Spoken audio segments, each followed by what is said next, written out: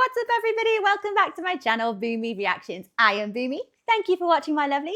Now today we're back with Lawrence from another video from Lost in the Pond. I feel like I haven't watched one of these videos for quite a while and I missed them. So here we are. We're going to be watching another one today. I do love Lawrence's sense of humour. I know I say it all the time, quintessentially British, very dark kind of humour, very dry. Right up my street. I find the videos very, very funny. So today, guys, we're going to be watching 11 words that Americans love asking Brits to say. Okay, so what do I think there's going to be a word in particular that's going to crop up here?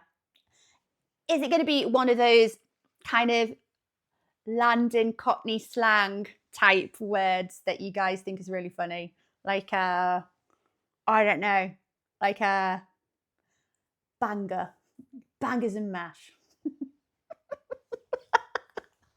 Or I hope no naughty words come up here. A word that you think we say funny, bath, which is interesting because up north, as a northerner of the UK, you wouldn't say bath, you'd say bath. I say bath. Anyway, I digress. Let's catch up and see what these 11 words are. I wonder if there's any words that we like to hear Americans say.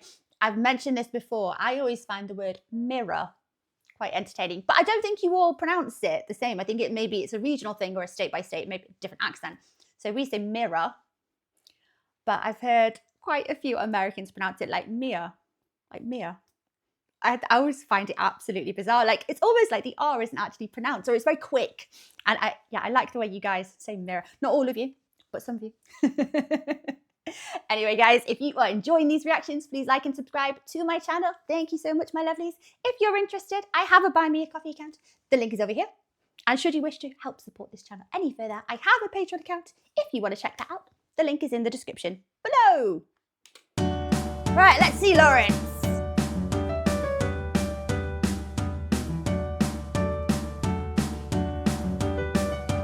Seems quite fancy. Got an intro and everything. Well, to be fair, that is what you get for interbreeding a dog with a cat.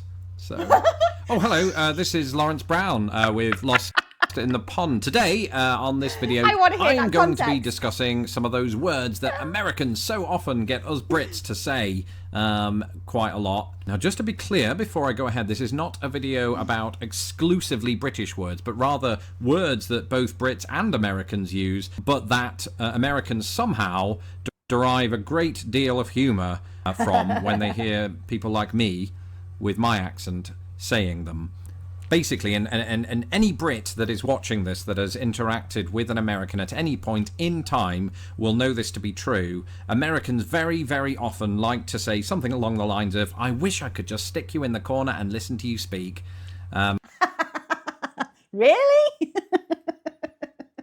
I reckon it's going to be some daft things. There you go. That word daft. So daft. Or oopsie daisy. What was that one? Where I got that from? Is it Notting Hill? Hugh Grant. Whoopsie daisy.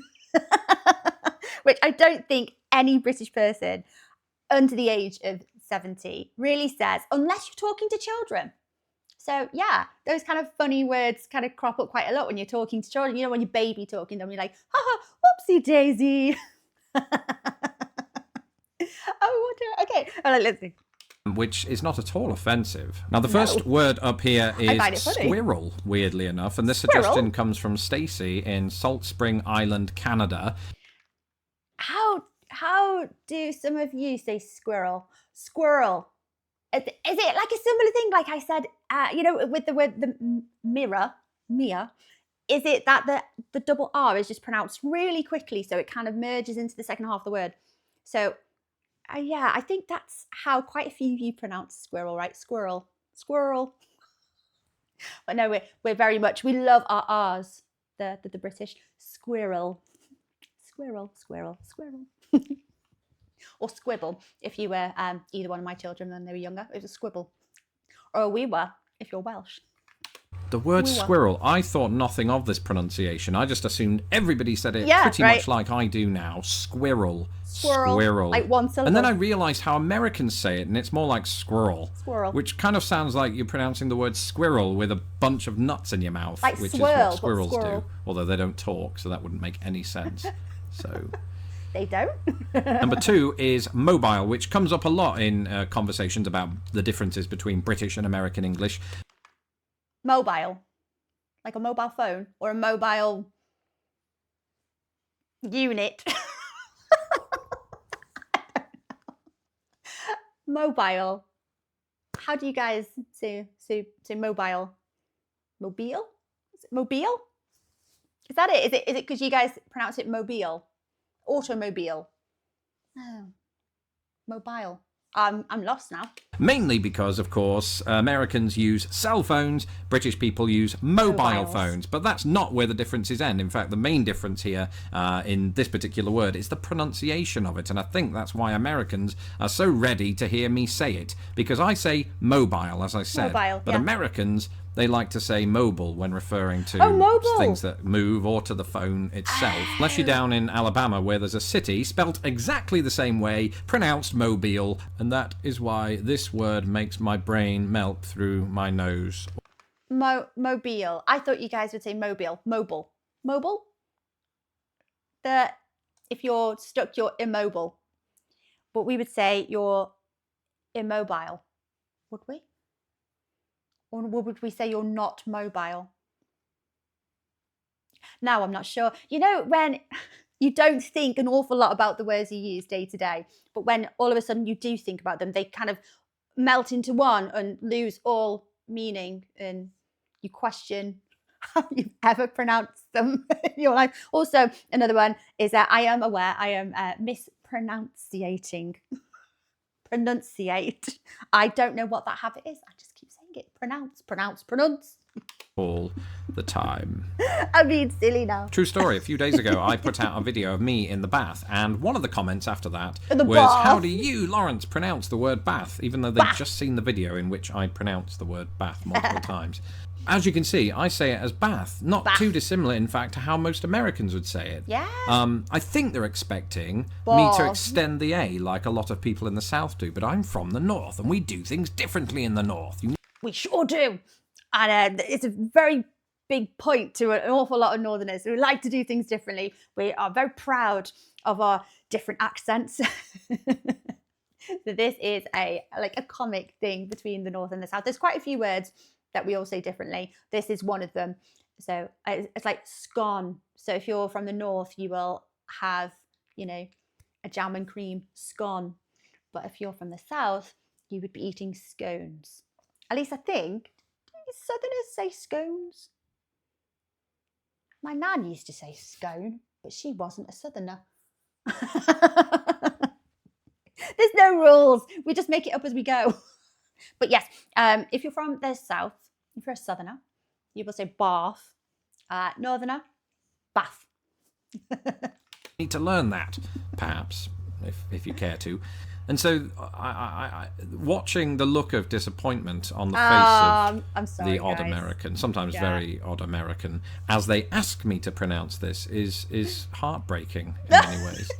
I don't say bath, I say bath. Bath, yeah. But I imagine to all the sort of southern British people that get that question, it probably brings an ounce of glee to the American that hears it. So keep doing it. Keep doing it. Speaking of bath, you can't really have a bath without water, unless you're my cats. They do that all the time. And as you heard just there, I pronounce it, of course, water, just like most British people. As I pointed out in my last video, the word water and my pronunciation of it can cause a lot of confusion, actually, particularly for waiters that are serving me, when they'll ask me, what do you want for drink? And I'll say, water. What? Water. What? Water. What? Water. Oh. Yeah, but water. Does it really sound that odd when we say water? Like I said, we like to add the R's. Lawrence describes it as overextending the vowel sound of the A. I in my head, I just refer to it as just throwing R's around where there are no R's, but we just like to pronounce them anyway. Like Nevada. Well, we say Nevada. So this is like a kind of another kind of example of it. So water. Yeah. Everyone in the UK will say water, unless you've got a very strong kind of Cockney accent and you will say a bottle of water. Bottle of water. And that even tickles British people hearing that. Bottle of water. But yes, yeah. Okay, so that sounds odd, does it, to you guys, like saying water? I suppose it's the addition of that kind of R sound. Water. Is it like water? Like water? Water? Would you like lemon or lime with that, sir? Oh, he does a good accent. But it's the more discerning Americans among you that stop me in the street if you recognize me. Hey. Still, nobody does. And you get me to say that very word until I literally cry all of the water out of my body. Thankfully, I don't drive, so I don't have to deal with this word all that often, and I don't own my own house, so I don't have an attached garage, as I would say. Garage. But you know what? Between you and me, this is actually one of those words that I think actually sounds a little less elegant when the British say it. Garage. I'm going to park the car in the garage. Americans do what Southerners in England do with the word bath. Bath. Garage. They extend the A. Garage. It's a mouthful, though, the way they say it, isn't it? Because it's like, I'm going to park the car in the garage. Yeah, you know what? Yeah, you guys have done exactly what we do all the time. It's that add that kind of R sound in there. There's no R, but it sounds like there is. Garage. I've heard British people refer to it as a garage. So I don't know whether that is just a case of maybe US influence, maybe, on some British people calling a garage a garage. But I have heard quite a few people, actually. It's not just one or two. I think people just prefer the way it sounds. Garage. I think it does sound a little bit more classy than garage. Yeah, so if I am saying, oh, you know, like, where's the drill or the hammer? Oh, it's just in the garage. Doesn't sound, I mean, it sounds really common, doesn't it? No, it's just in the garage. Oh, darling, it's in the garage. It sounds much nicer. Then I'm going to lift up the boot and the bonnet, and I'm going to check the windscreen to make sure that the indicator is working correctly. None of that made sense, but I just wanted to sort of convey what it would sound like if an American started talking about car stuff in British terminology. Pop open the bonnet. Pop open the bonnet. Pop open the bonnet. It just sounds funnier, I think, in a British accent. Yes, bonnet, boot, bonnet. What do you guys call a bonnet? It's just us that say bonnet for the front of the car, isn't it? Pop open the bonnet and let's have a look. Ah, the classic tomato. Another You say R. tomato, I say tomato. Well, it's true, actually, yes. I do say tomato. Funny story, I was in Subway once and I was ordering a sandwich, which is generally what you do in Subway. Yeah. I think that the sandwich maker had worked out that I was English very early on in the sandwich making process. Probably actually before I even got to the cheese. But we got further down the line. Well, you know why? People like nervously walking in, like ambling around, like, oh, where do I go? Where's the queue? Oh. You'd spot us a mile away. I don't know and why apparently we do the it. cogs were turning in her head. She knew. She was waiting. She was waiting for the moment that I got to tomato to hear me say it that way. But here's a bit of a twist. And olives. I'd been burned so many times on that word here with Americans that I'd actually reverted to saying tomato. Kind of like how with water I had to, I did that with tomato. Blasphemy. Guys, you converted him. He's adopted the tomato. Do you think she was waiting to ask you, or, for you to say, I have olives. I do. I don't know. I don't care how disgusting people think that is. On my Subway, I have olives. A lot of British people think that is gross, but I love olives. And so actually that doesn't sound too weird, does it? Olives. Olives. Olives. Olives. But tomato does sound significantly more different. And what salad do you want on that sandwich there? That one. What's it called? Tomato. As well. So when it came time to tell her to put the tomato on my sandwich, I disappointed the crap out of her by saying tomato. She tried to charge me extra.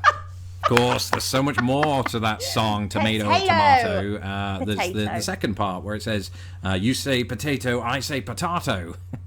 I don't say potato. Who the hell says potato? But it follows the same pattern. This is what the most bizarre thing about the English language. Maybe it is the British version of the English language. The rules are quite inconsistent. So we've got a similar kind of spelling here. Tomato, potato, but we don't say potato, but we say tomato. We say potato.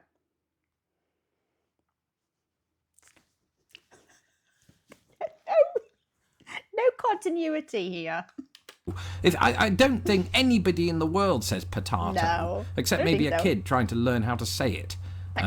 Even they wouldn't. That's too complex. That's stupid. Whoever wrote that song needs to really think about their linguistic choices in life. Vitamin is great because this is another one where there's like a couple of differences in there. Firstly, of course, there is the fact that I pronounce the T and most of you guys don't. Vitamin? Vitamin. Do you guys say vitamin? That's the difference, isn't it? We say vitamin, as in you need a good dose of vitamin D. Drink your orange juice for your vitamin C boost. You guys say vitamin, is that right?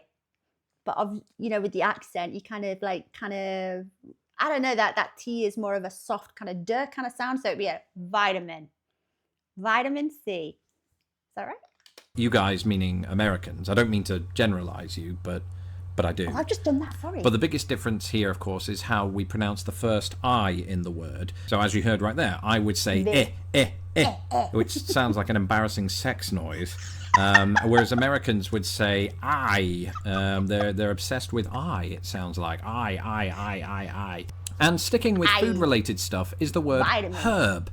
And as you heard just there, I pronounced it with an H at the beginning because there's an H there. That's probably something you should do. Although, to be fair, this is something that a lot of Americans may not know about us Brits. We often pronounce the word H as H. We put an H on the word H, which there isn't one actually. Like a really hard H. Not just H, it's H. That's where you get the herb from. Yeah, you guys, that the H is a lot more subtle, softer sounding, so or not existent there at all. It's like herbs. I like the way a lot of Americans pronounce that word. I think it sounds, I don't know, it's a lot more gentle. Herbs. But then again, you wouldn't say hospital. Say hospital, wouldn't you? So I wonder where the pronunciation, beg your pardon, of that word comes from. Weirdly enough, it's not a general this is getting rule. all confusing. But it's herb. Or herb. House. Although we don't pronounce the R in herb as Brits either. Unless you're from the West Country. You might then. And you might drop the H. It was a nice herb that I put on my West Country toast. Why would you put herbs on toast? What am I? Next up, right on schedule, is the word schedule. Now, I am often goaded into saying this word for Americans. It's quite embarrassing because not only do they giggle, but they tell me that I'm incorrect. And then I can't really rebut them on that. Because if you look at the word historically, it actually originates from Greek. And typically speaking, a lot of Greek loanwords that begin with SCH, like the word school, are pronounced schedule in this case. Schofield. Yeah, so I would pronounce this schedule, yes, but a lot of people in the UK do pronounce it schedule. It's another one like that, the garage and the garage. But again, I think that might actually be US influence on how we pronounce words. But I would pronounce it purely based on the word school. So you've got the same SCH, sk, not sh. Although The word schedule does roll off the tongue a bit better than schedule. Whereas it's words like schmaltz, that came from German that get that kind of sh sound. Yes, okay. So really, I think Americans, I'll give you this one, you win. But don't get used to it. Remember, you may have won the War of Independence, but we re-invaded you with the Beatles and Harry Potter and David Beckham and everything cool from England. But not thinking of the amount of American influence that we've adopted over here. Like Hollywood. Me. Yes. Right? Yes. And finally, this word probably sums up this little fella who I love so much. What do you guys is the say? word brilliant. I don't know why it is, but Americans really like to hear me say brilliant. When I was working as a supervisor once here in America for a company, I was presiding over hundreds of workers, and I often said that phrase if they, did a good job. I'm like, oh, that's brilliant. And they would giggle, and then they would come back to me the next day and ask me to say it again and again until we got no work done. It was the most unproductive time of my life. Is it just that we overuse this word? I would find myself saying it a few times a day, in most given days, actually. Oh, brilliant. Like, to reconfirm something that someone has just said. And you're like, yes, I agree. Or yes, that's correct. Wouldn't say that. We'd be like, a lot of us would be like, brilliant. Okay. Or that's brilliant. Brilliant one, mate. Or, if you're in a really good mood, how are you doing today? I'm brilliant. Brilliant. Is it just that we really, really overuse that word? Because you guys, for our viewers from the US, not to generalize, how would you say brilliant? Brilliant? Brilliant? Is it just our emphasis on the L, or brilliant? Brilliant. Is it an accent thing? Where you going, Kat? Oh, okay. Brilliant. But Americans don't really sort of say it any differently, really. I mean, I suppose sometimes they might not pronounce the T at the end. It's just that we overuse it. I think they just like the context in which I say it. Okay. Yeah. I have heard Americans start to say it in that context, that something is amazingly good, that it's brilliant. But more often than not, I think Americans use it to mean that someone is brilliant, as in they're quite smart. A brilliance about them intellectually. But what I would advise right now, if you're watching this video, even if you just think my cat is cute and nothing else is really grabbing you, share this video right now with the words, "This is brilliant." This is brilliant. Just so that I can get a lot of views on this one. So. That's it for today's episode of Lost in the Pond. Remember, you can subscribe to me here on YouTube. Please do. Our numbers are going up. It's terrific. You can also follow me on Facebook, Twitter, and Instagram. Start looking at those photos because they're brilliant. And where are you going, Kat? He's staying with this. He's not leaving. Do you want to say something? No. And don't forget, go ahead and check out lostinthepond.com. Other than that, we are all done today. I will see you for the next video. Bring on the water segment thing at the end. Water.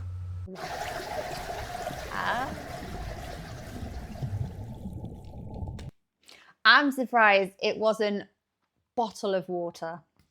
That's the very over pronunciated. But for the slightly more common way of saying it would be a bottle of water. And I think people like hearing that. Bottle of water. There's a lot of whoa going on in there. There's a few of them that, yes, they're different. I hadn't thought about them before. I think there are a few missing. Guys, are there any, in your humble opinion, that you think should have made that list but weren't on it? Let me know. I'll try and pronounce them. But yeah, I can't think of any off the top of my head. I think a lot of British kind of slang might crop up there, maybe just because they're an unusual way of saying things, like Cockney slang. Just going for a Ruby Murray curry. Up the apple and pears stairs. I don't even know that much, but I find Cockney slang very, very entertaining to listen to. The word fanny. because it means two different things in our cultures. It means a bum with you guys. Over here, if you were to talk about a fanny, it would be referencing a lady's rude bits. Yes, not a bottom, the front bottom. But if you were to call someone a fanny, you're basically calling them a wuss, a wimp, for want of a better word. Yes. Anyway, guys, I digress. Guys, I hope you enjoyed watching that along with me. That has tickled me. I enjoy watching Lawrence's videos so much. They are always good for a laugh. There we go. There's another one. The word laugh. If you're a southerner, you say laugh. If you're up north, you say laugh. Give me a right laugh, that has. It's given me a good old laugh. No, I'm just being silly. I'm in a silly mood today. Right, guys, take care of yourselves for now. Much love, and I will see you on the next video. Bye-bye.